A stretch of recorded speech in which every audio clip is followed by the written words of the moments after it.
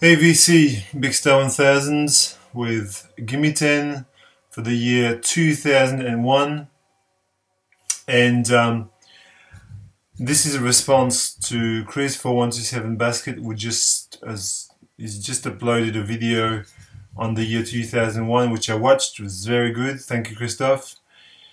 And I'm going to reply with my own version of it. Obviously, some of the records will be the same because can't escape that, and some will be quite different. In the background, a classic 2001 record, Amnesiac by Radiohead, but I'm not going to show this as part of my 10. It's just playing in the background. And in 2001, I was living in England, and I was buying a lot of CDs back then. So I didn't have a record player in England. So there's a few CDs here, but there's six records in 4 CDs. So it's a bit of a mixed bag of things. The year 2001 was very interesting indeed. And I'm going to start with a record that I bought not in 2001, but probably in 2003 or 4, perhaps. It's the Shins' debut album, O Inverted World. Although you could argue that it's actually their second album because they had an earlier incarnation with Flake Music, which is excellent as well. The Shins, a band from, I think they're from New Mexico, if I'm not wrong. They're an indie pop, yeah, alternative indie pop with, yeah, that's the best title I can give them. Band. They're very sunny melodies, and although some of the melodies are quite mournful as well, this is a fantastic record. It's got Caring is Creepy, which is a fantastic song, Know Your Onion, obviously new slang, but it's a fantastic record, and if I had come across it in 2001, it would still be in my top 10 here. So it's a fantastic, beautiful record. It's a band led by a guy called James Mercer, and I just love his voice, and his sense of melody is very strong, beautiful. And since I'm talking about kind of an indie pop, I'll just segue with a CD that I bought. This one I bought in 2001 when it came out, right when it came out. A guy by the name of Mark Linkous, aka Sparklehorse, if you can read, and the album is called It's a Wonderful Life. Try to orient it a different way. Mark Linkous unfortunately killed himself in 2005 or 6, maybe a bit later even, I can't remember, but he committed suicide unfortunately. But this is, to me, his best record. It's a Wonderful Life. It's kind of again, indie rock records. It's experimental in parts. It has guest spots by Tom Waits on it. PG Harvey plays on this as well, sings. Nina Pearson from the Cardigans shares a vocal. Not that I particularly like the Cardigans, but a vocal is very good on this.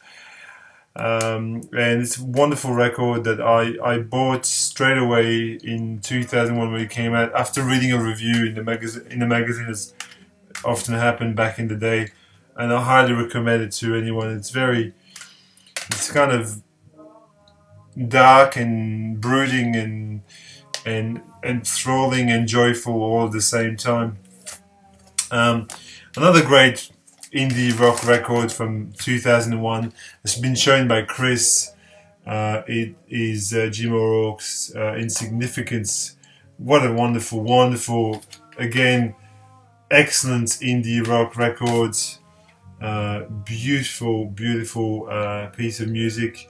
Jim O'Rourke obviously was briefly in Sonic Youth, and played with lots of people, Wilco, and produced a lot of bands as well, and I really like his solo music. Bad Timing is fantastic too. The homage to John Fahey that he did in '97, I think. But this is a wonderful, again, very melodic indie rock record. On the same lines as things like Pavement or I don't know, what was I listening to earlier that reminded me of this Modest Mouse, early Modest Mouse as well, and that kind of a thing. Okay. Another Chris 4127 Basket record, The Glow Part 2 by The Microphones. Fantastic sort of psychedelic folk record. This is on K Records. It's an insane triple record. It's indebted to things like Forever Changed by Love, but also, again, it's kind of like Pavement meets Love, you know, and you kind of get the picture of this record. It's insane. It's a beautiful record, and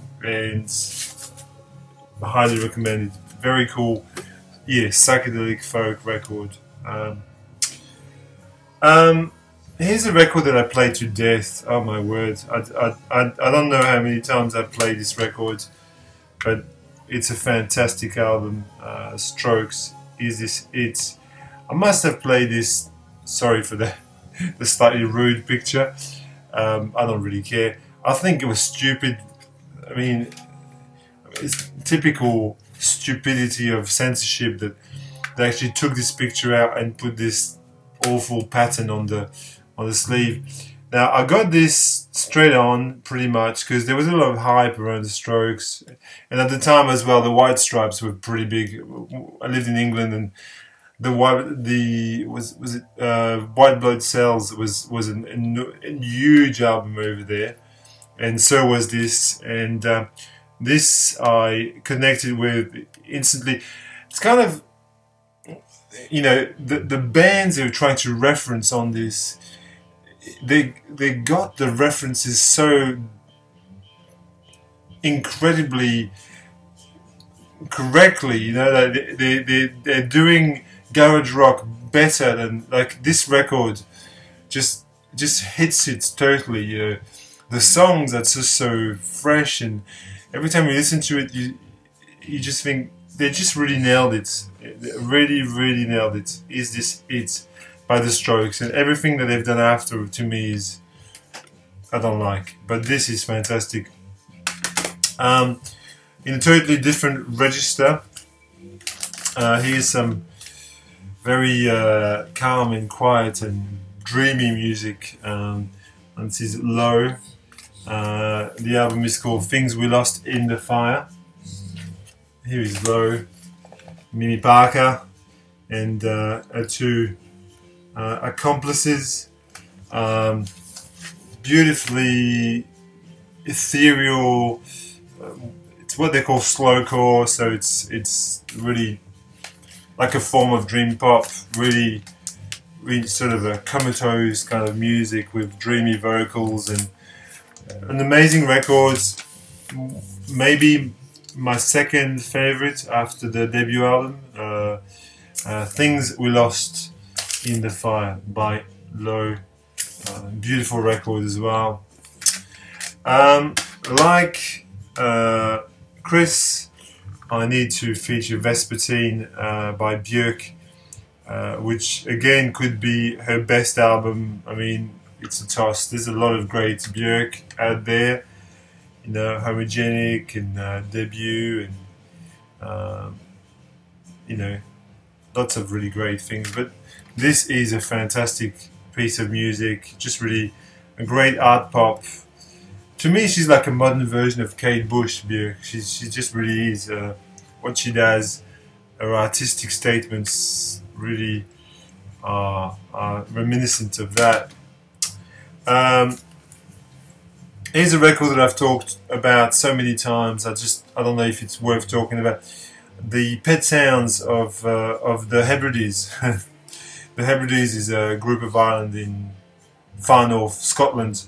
And this guy, Colin McIntyre, who goes under the name of Mull Historical Society, he made this record in 2001 called Loss, and I adore this record.